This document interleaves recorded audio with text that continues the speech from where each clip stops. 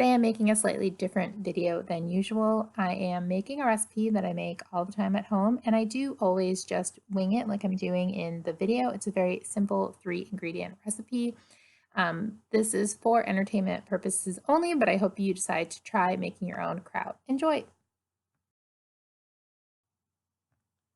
Today I'm making some kraut. I'm going to be using cabbage, but I had these carrots that I pulled out of the garden that just hadn't grown very well, and so I'm just slicing these up into small pieces just to throw into the kraut. Then I've got some purple cabbage. You can use any kind of cabbage, it's totally fine.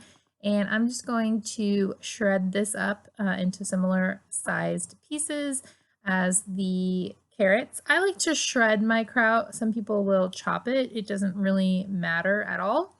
I'm just going to throw this all into the bowl with the carrots.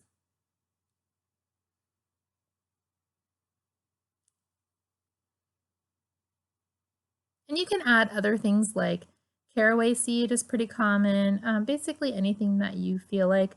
I just happen to have those carrots, and I like to use purple cabbage because I think there's a little bit more vitamin A and that kind of thing. So now I'm adding some salt. I'm using pink Himalayan salt, but honestly, kosher salt or any kind of salt is fine.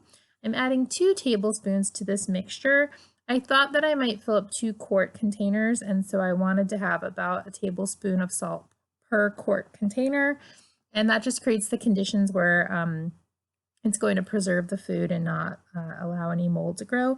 But I ended up actually only filling like 1.5 quarts.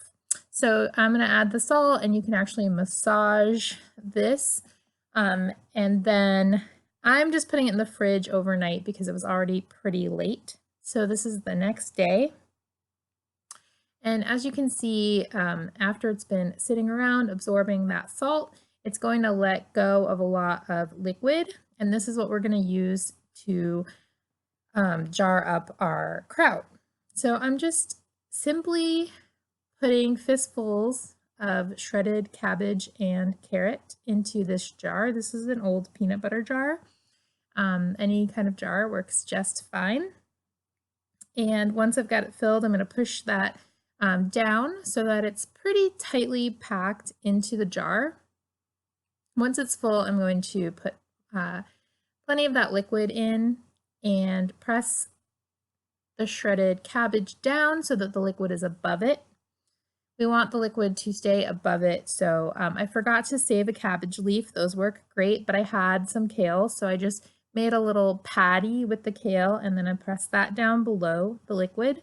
And then I'm using a little bowl that I had on hand. I actually have some ceramic tools that I made for this, but a bowl works just fine, even a plastic baggie with water. Now I'm just turning the lid.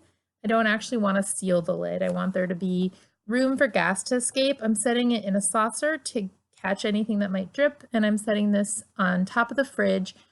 This is like a small room in my house, and there's a heating vent, so this is kind of a warm room that doesn't get a lot of light.